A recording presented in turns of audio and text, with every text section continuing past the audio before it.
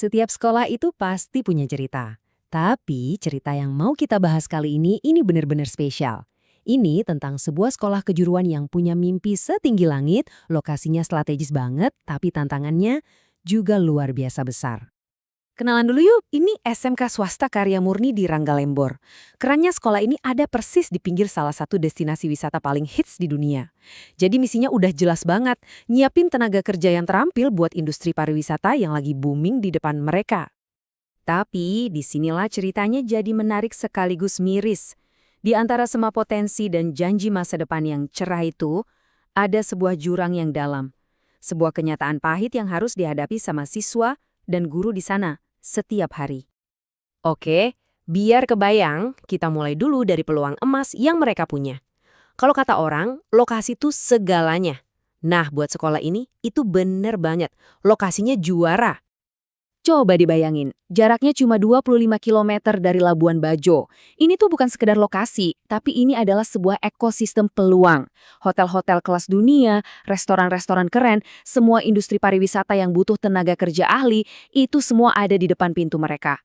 Ibaratnya, ini panggung yang sempurna banget buat sekolah kejuruan. Sekarang, kita udah tahu lokasinya yang super strategis. Yuk, kita kenalan lebih dalam sama orang-orang di dalamnya. Karena di balik gedung sekolah selalu ada manusia dengan mimpi dan perjuangannya masing-masing. Nah, disinilah letak kontrasnya. Di satu sisi mimpi anak-anaknya itu modern banget. Mereka lihat hotel megah di Labuan Bajo dan mereka pengen jadi bagian dari itu. Tapi di sisi lain, kenyataannya mayoritas dari mereka itu datang dari keluarga petani yang sederhana yang sumber daya ekonominya sangat terbatas.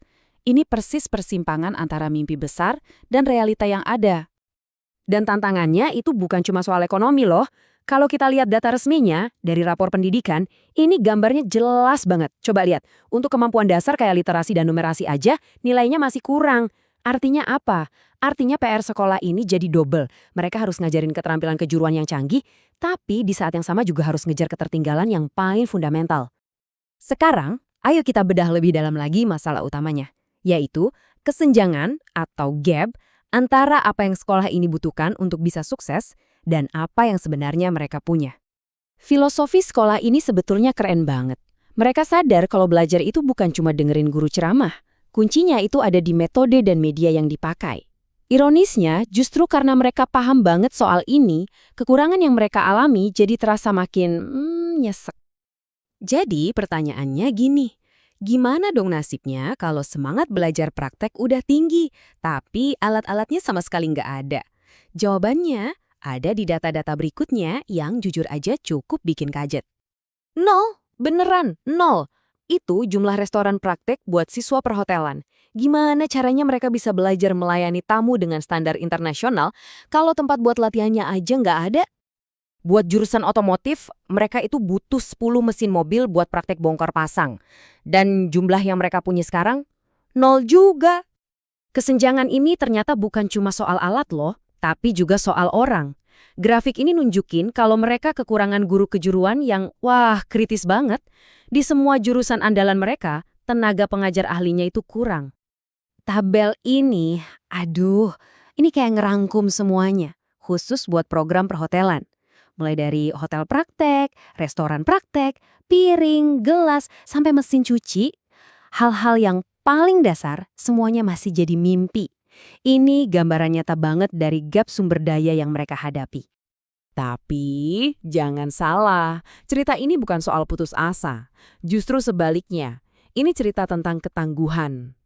Sekarang kita lihat gimana sekolah ini dengan segala keterbatasannya malah bisa nyusun strategi yang cerdas dan penuh harapan. Dan ini nih yang brilian dari mereka. Mereka nggak cuma nunggu bantuan datang, tapi mereka berinovasi. Ruang kelas kurang, mereka bikin sistem kelas bergerak, jadi gantian pakainya. Waktu praktek kurang, mereka pakai sistem blok, jadi seharian penuh fokus di kejuruan. Dan yang paling keren, mereka masukin budaya dan pariwisata lokal ke semua pelajaran sambil terus bangun karakter siswanya. Keren banget. Semua strategi cerdas tadi itu bukan tanpa tujuan ya. Semuanya itu berakar pada satu visi yang kuat. Mereka bukan cuma mau nyetak pekerja, tapi mau membentuk manusia yang utuh, yang beriman, bisa beradaptasi, mandiri, dan peduli sama lingkungannya. Jadi, buat apa sih semua perjuangan dan inovasi ini? Jawabannya cuma satu, semua ini demi masa depan para lulusannya. Ujung-ujungnya ya ini. Tujuannya adalah untuk mengubah para siswa dari latar belakang yang sederhana menjadi para profesional yang siap ngasih pelayanan kelas dunia. Persis seperti yang dibutuhkan industri pariwisata di Labuan Bajo. Jadi poin utamanya adalah nyiptain lulusan yang jadi paket lengkap. Bukan cuma terampil, tapi juga bisa beradaptasi, punya jiwa wirausaha, karakternya kuat, dan yang paling penting, siap jadi motor penggerak ekonomi di daerahnya sendiri. Itulah tujuan akhir dari semua upaya mereka. Kisah SMK Karya Murni ini, kalau kita pikir-pikir, adalah cerminan dari ribuan sekolah lain yang punya potensi luar biasa, tapi sumber dayanya serba terbatas.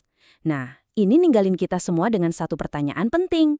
Gimana caranya kita sebagai masyarakat bisa ikut bantu menjembatani kesenjangan ini, supaya sekolah-sekolah penuh harapan kayak gini bisa benar-benar mewujudkan potensi mereka?